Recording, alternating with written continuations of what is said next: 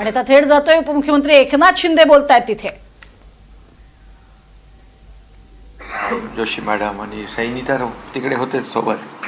यांच्याशी सातत्याने माझा संपर्क होता आणि त्यानंतर मिठी नदीच्या ठिकाणी देखील तिथं व्हिजिट केली.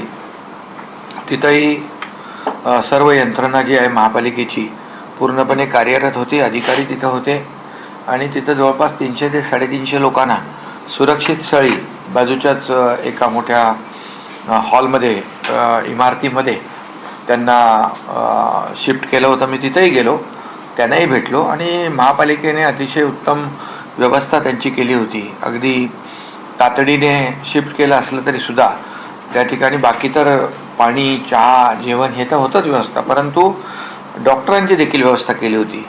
त्यामुळे तिथे प्रत्येकाचं चेकअप करून त्याला छोटा मोठं काय तर 2-4 दिवसापासून पाऊस पडतोय, थंडी, ताप वगैरे, तर तेही देखील अतिशय चांगल्या पद्धतीने त्या ठिकाणी काम सुरू होतं.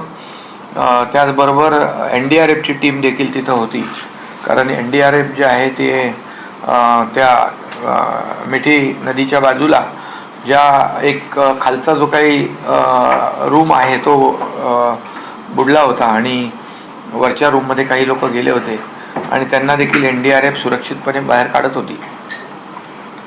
सुरक्षित स्थळी हलवलेले आहे. आता 3.4 आहे.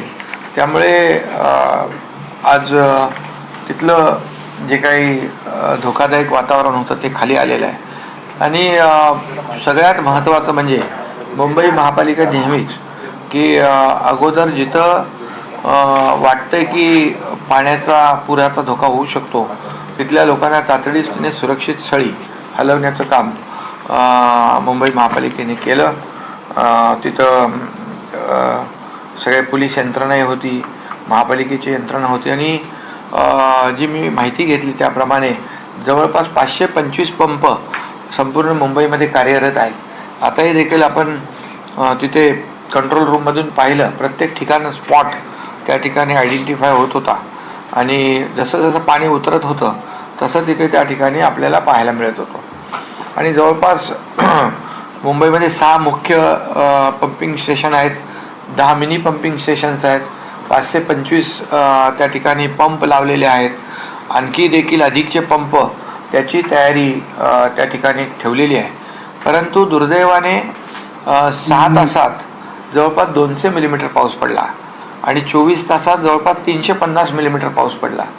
त्यामुळे पावसाची इंटेन्सिटी खूप जास्त होती आणि जसं कमी वेळात जास्तीचा पाऊस, जसं एक प्रकारचा आपण पाहतो अनेक ठिकाणी कमी वेळामध्ये जास्ती पाऊस पडतो. जवळपास आता एका महिन्याचा पाऊस जर 3-4 दिवसामध्ये पडला तर अशा प्रकारची सकल भागामध्ये पाणी साचण्याचं प्रमाण जे वाढतं आणि त्यामुळे सगळीकडेच सिस्टीम अलर्ट आहे, काम करतायत लोक. एक तर अधिकारी आता आम्हाला भेटला, तो पण फील्डवर काम करतोय. त्याचं तर एक किडनीचा प्रॉब्लेम आहे, म्हणजे चीफ इंजिनियर जे आहे त्याचं एकच किडनी आहे आणि त्याला ते आता त्याचा पण काहीतरी ट्रान्सप्लांट करायचं. पण अशा परिस्थितीत पण तो माणूस बाहेर घरी बसला नाही. म्हणजे एकंदरीत सगळी सिस्टीम जी आहे अलर्ट मोडवर आहे. आणि जिथं मगाशी आम्ही गेलो होतो विक्रोळी पार्क साईडमध्ये, तिथं देखील लँडस्लाईड प्रोन एरियामध्ये आम्ही गेलो आणि मनोज जिंदालनं मी त्यासाठीच बोलवलं तात्काळ की त्या ठिकाणी गगराणी साहेब पण होते, सगळेच होते आणि त्या ठिकाणी पाहिलं, सैनी होते की तिथं पाठीमागे डोंगर आहे आणि खाली वसाहत आहे. तर अशा ठिकाणी ते जिओ नेटिंग करण्याचं जे आपण काम सुरू केलं आहे, जवळपास 2-3 ठिकाणी चालू केलं आपण आणि एक ठिकाणी पूर्ण झालं, घाटकोपर, मुंब्रा आणि आता इथं विक्रोळी पार्क साईडमध्ये सूर्यनगरमध्ये पण आपण 90% काम झालं. आणि आता देखील जिथं गेलो होतो तिथेही काम आता सुरू करतील.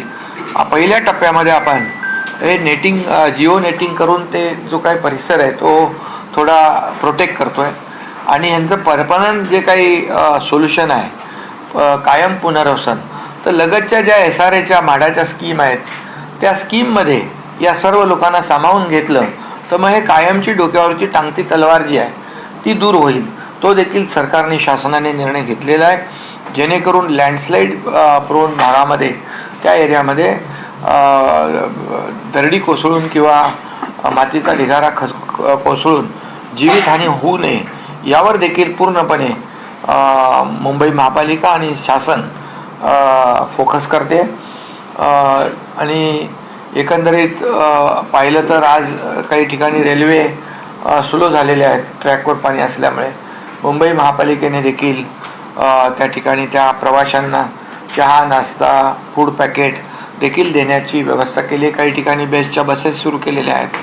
ठाण्यात देखील मी पाहिलं, ठाण्यामध्ये देखील अशाच प्रकारची व्यवस्था तिथल्या आयुक्त महापालिकेने केलेली आहे, जेणेकरून आता ज्या ज्या ठिकाणी ज्या पद्धतीने आपल्याला आवश्यकता आहे शेवटी लोकांना दिलासा देणं, त्यांना तात्काळ मदत देणं हे आपल्याला करण्याची आवश्यकता आहे. मुख्यमंत्री महोदय देखील संपूर्ण राज्याचा पावसाच्या संदर्भात तेही आढावा घेत आहेत आणि तेही देखील माहिती घेत आहेत. बऱ्याच ठिकाणी काही नुकसान झालेलं आहे त्याच्या देखील सूचना या ठिकाणी दिलेल्या आहेत. उपमुख्यमंत्री अजितदादांनी देखील स्टेट डिझास्टर मॅनेजमेंटच्या आपल्या मंत्रालयातल्या ऑफिसमध्ये देखील भेट देऊन त्या ठिकाणी देखील ती माहिती घेतली. एकंदरीत आम्ही सर्वजण फील्डवर आहोत आणि यंत्रणा जी आहे महापालिकांची, मुंबई महापालिकेची यंत्रणा देखील अतिशय बरं. ते दुसरे आपण जे होल्डिंग पॉन्ड पण बनवलेले आहेत, होल्डिंग पॉन्ड देखील तेही ओव्हरफ्लो झाले आहेत. त्यामुळे पावसाचं जे काही प्रमाण जे आहे पडण्याचं प्रमाण कमी वेळामध्ये जास्तीचा पाऊस पडतो आहे. आणि म्हणून जेवढं आपल्याला जेवढे पंप लावता येतील जादा क्षमतेचे तेवढे BMCने लावलेत आणि पूर्णपणे त्यांची यंत्रणा जिथं जिथं आवश्यक आहे तिथं तिथं नागरिकांना सुरक्षित स्थळी पाठवण्याचं शिफ्ट करण्याचं काम करत आहेत. सर्वात महत्त्वाचं म्हणजे मिठी नदीची सध्याची परिस्थिती काय, कारण त्या मिठी नदीचं प्रमाण आहे वाढत चाललेलं आहे अशी देखील बातमी इथे आहे. पूर येण्याची शक्यता अशी देखील चर्चा आहे. तर नेमकं सध्या तुम्ही काय पाहिलं? नाही, मिठी सध्या पाहिलं मी जाऊन तिथे पाणी म्हणजे ते 3.9 वर गेलेलं पाणीची लेवल खाली येते आहे. तेव्हा हाय टाईड होतं त्यावेळेस ते पाणी वरती होतं. आता लो टाईड आल्यामुळे ते पाणी खाली जात आहे वाहून. परंतु शेवटी मिठी नदी जी आहे याचं परमनंट सोल्युशन जे आहे आता आपण ते करतोय त्याचं 2 ह्याच्यामध्ये पंप आणि आउटफॉल करतोय. पॅकेज 3 पॅकेज 5 त्याचं टेंडरिंग झालेलं आहे पॅकेज 3 आणि पॅकेज 5 मध्ये. येस. आणि त्यामुळे ते परमनंट सोल्युशन होईल आणि त्याची जी काही हे आहे रुंदी आणि खोलीकरण ह्या सगळ्या गोष्टी ज्या आहेत या केल्यामुळे तिथलं मोठा प्रॉब्लेम जो मिठीचा आहे गेल्या अनेक वर्षापासूनचा साचलेला आहे थांबलेला आहे तो मला वाटतं निकालात निघेल. 2020 साली इक्बाल सिंग चहल ज्यावेळेला आयुक्त होते त्यांनी असं म्हटलं होतं की मुंबईत ज्या पद्धतीनं वस्ती वाढत आहेत जसं मिठी नदीच्या अनेक लोकांना आपण स्थलांतरित केलं अशा पद्धतीनं जर वातावरण हे असंच राहिलं तर 2050 पर्यंत मुंबईत भीषण अवस्था असू शकते आणि दक्षिण मुंबईतील काही भाग हा पाण्याखाली जाऊ शकतो असं त्यांनी म्हटलं होतं. तुम्ही कशा पद्धतीनं बघताय ह्या सध्याच्या परिस्थितीवर? नाही, मगाशी म्हणून आमची तीच चर्चा झाली आयुक्तांच्याबरोबर आणि संबंधित सर्व अधिकाऱ्यांच्या बरोबर की आपल्याला आता पूर्वीची जी काही लोकसंख्या आहे आणि पूर्वीची जी काय आपली जी काही हे पाणी वाहून नेण्याची जी क्षमता कॅरिंग कॅपॅसिटी जी आहे ही सर्व ह्याच्यामध्ये आता आपल्याला आणखी मोठ्या प्रमाणामध्ये बदल करावा लागेल. मग त्याच्यामध्ये STP आहे, स्टॉर्म वॉटर ड्रेन आहे, हे सगळं जे आहे याच्यावर महापालिका काम करते आहे आणि आपल्याला कॅपॅसिटी वाढवलीच पाहिजे आणि कॅपॅसिटी वाढवण्याचं काम जे आहे ते BMC त्याच्यावर काम करते, फोकस ठेवलं आहे.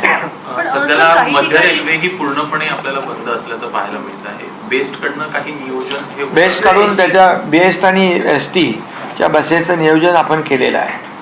त्यामुळे त्यांना दिलासा देण्यासाठी हे केलेलं आहे आणि प्रत्येक वेळेला आपण ती व्यवस्था करतो. सर, काही अनेक ठिकाणं आहेत मुंबईमध्ये जी सखल भाग म्हणून विशेष करून ओळखली जातात. यंदाच्या पावसामध्ये त्याही भागांमध्ये पाणी साठलं होतं आणि काही नवीन वॉटर लॉगिंग एरियाज जे आहेत ते देखील झालेले बघायला मिळाले. तर त्याच्याकडे कसं बघणार आहे इन फ्युचरमध्ये? नाही, आता बघा ह्याच्यामध्ये एकच आहे की जिथं आपल्याला दरवेळेला सकल भाग जे आहे तिथे आपण पंप लावून ते पाणी आपण बाहेर फेकतो. आता जे नवीन असे काही एरिया, नवीन असे विभाग तयार होत असतील तर त्या ठिकाणी देखील आपल्याला त्याच्या मुळाशी जावं लागेल आणि तिथे देखील ते काय पाण्याचा निचरा कसा होईल यासाठी आपल्याला ते प्रयत्न करावे लागतील आणि ते करू आपण. 2022 साली मुंबई क्लायमेट ऍक्शन प्लॅन आणलेला होता, मात्र त्याचं एकूणच आणि दुसरं सार्वजनिक एक सुट्टी जाहीर केल्यामुळे ती देखील एक थोडंसं रिलीफ मिळालेलं आहे. वाहतूक कमी आहे आणि खाजगी संस्थांना देखील सांगितलं आहे की आपण पण बाबा वर्क फ्रॉम होम आवश्यकता असेल तरच कामानिमित्त बाहेर येणं गरजेचं आहे. आवश्यकता नसेल तर लोकांनी एवढ्या मोठ्या पावसामध्ये बाहेर पडू नये. त्यांच्या सुरक्षेसाठी हे देखील लोकांना सूचित केलेलं आहे, लोकांना विनंती केलेली आहे. त्यामुळे देखील बघतोय उपमुख्यमंत्री यांनी माहिती दिलेली आहे, कुठे कुठे जाऊन पाहणी केली याबद्दल सुद्धा त्यांनी माहिती दिलेली आहे. मिठी नदी संदर्भात उपाययोजनांबाबत कंत्राटा देखील दिलेली आहेत. बेस्टच्या आणि एसटीच्या विशेष बसेस सोडण्यात आलेल्या आहेत अशी माहिती त्यांनी दिलेली आहे. त्याच पद्धतीनं त्यांनी कशा पद्धतीनं पाहणी केलेली आहे. येत्या काळामध्ये दुर्घटना घडू नये, झोपडपट्टी परिसरामध्ये दरडी कोसळण्याचे यासाठी SRAच्या वतीनं सुद्धा विशेष उपक्रम राबवले जात आहेत असे त्यांनी यावेळेला सांगितलंय.